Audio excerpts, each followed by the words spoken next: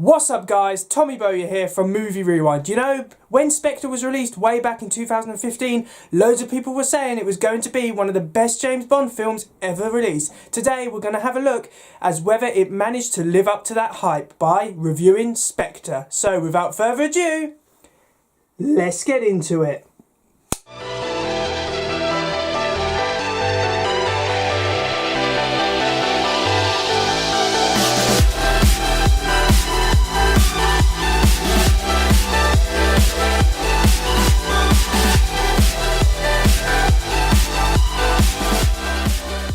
So, Spectre is the 24th film in the James Bond series. It is the 4th to star Daniel Craig in the main role, and it's the 2nd film to be directed by Sam Mendes. Sam Mendes directed Skyfall, which was the film before this, which celebrated James Bond's 50th anniversary back in 2012, and that was released with a load of positive reviews from fans and critics alike. So there was a lot of anticipation for Spectre to see what Sam Mendes could do with this film. Now, I do have to say that this review will contain spoilers, so if you haven't seen Spectre, I suggest you see it first before you watch this review because I don't want to spoil it for you.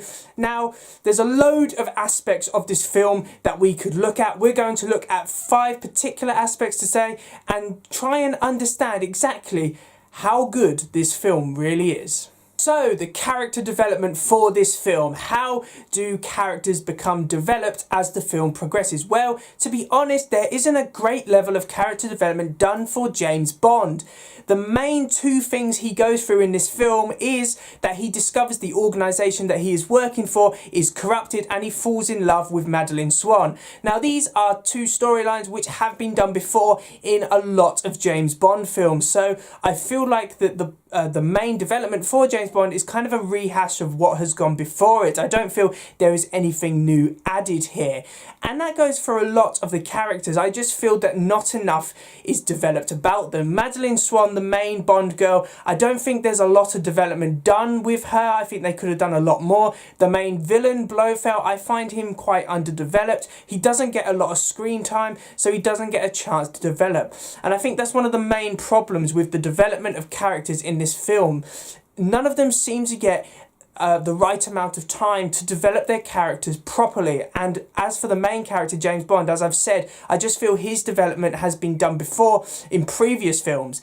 Spectre doesn't add anything new in terms of the development of its characters, so it's going to get a 6 out of 10 because I think they could have just done a lot better with that aspect. Now, the performances in this film are a mixed bag. To be honest, Daniel Craig is not given a great performance in this film. In terms of all of the James Bond films I've seen Craig in, this is his weakest one because he just doesn't seem very interested in the part and seems very disconnected from the film. So I think that makes the film suffer as a result because he's the main actor, so he appears in it the most and he just doesn't seem very interested. Lea Seydoux does well as Madeleine Swann, James Bond's love interest. However, I just don't think that she gets enough material to work with. Much like Christoph Waltz, who plays the main villain of the film, Blofeld, I don't think they get enough material to work with to make their performances stand out.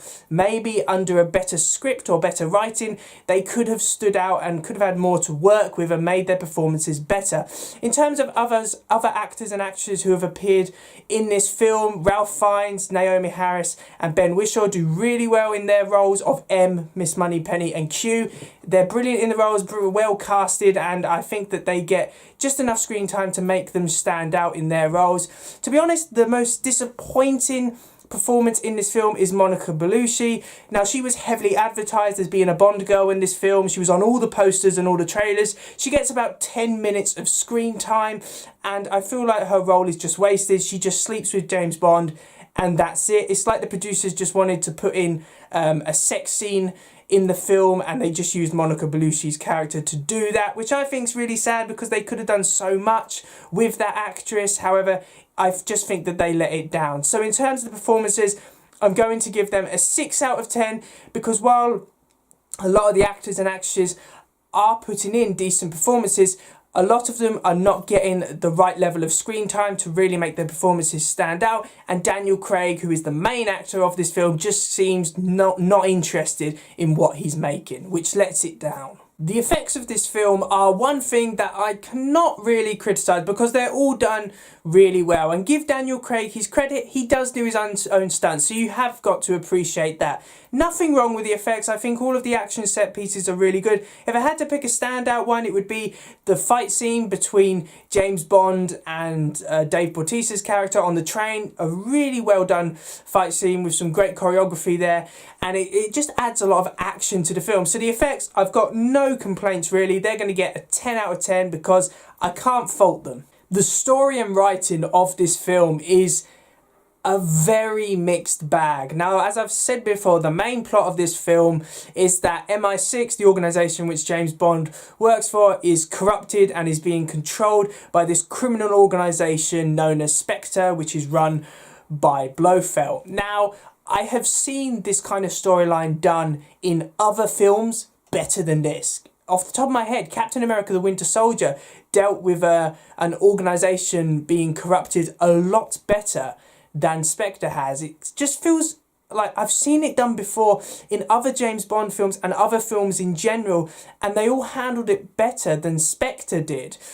And I think that has something to do with the writing. It doesn't add anything to the James Bond universe, really. It kind of just feels like a standard James Bond film. It doesn't add anything to any of the characters or the dynamics between the characters. Now, the love story between James Bond and Madeleine Swann is all right. I don't really understand what makes Madeleine Swann better than previous Bond girls James Bond has come into contact with. It kind of just feels like they wanted an excuse for him to leave MI6, and this is what they came up with.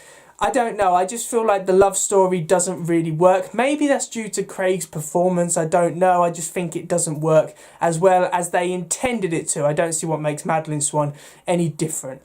To be honest, the story and writing is not great. The action scenes are probably what saves it because they are enjoyable, and it does have some good tie-ins with previous Daniel Craig James Bond films, so it kind of feels like it's rounding off. Of course, once they announced that there was going to be a fifth film, that kind of made this film a bit less important, because I felt Spectre did kind of round off Craig's era as James Bond, or I think it could have if Craig hadn't decided to sign on for a fifth film. So I'm going to give the story and writing a 7 out of 10 because I have seen this storyline done before. However, I do think that it rounded off a lot of the storylines from previous Craig films quite well. Now, special recognition is when I talk about something which is unrelated to a particular aspect of the film. I'm just pointing out something which is personal to me about this film. Now, for Spectre, it would have to be the fact that they reintroduced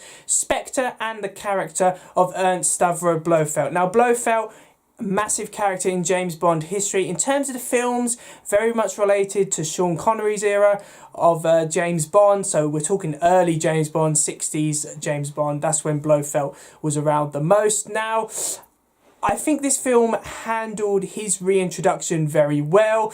They try and make it seem like it's a massive plot twist, which the audience weren't going to expect. However, I really do think that the audience could see it coming, because I don't know, I as soon as I saw the trailers and I knew the film was called Spectre, I knew that the main villain was going to be Blofeld, and I think the majority of people did. So I don't think it came as a massive shock. So that plot twist, I don't think that worked, because I think the majority of people saw it coming.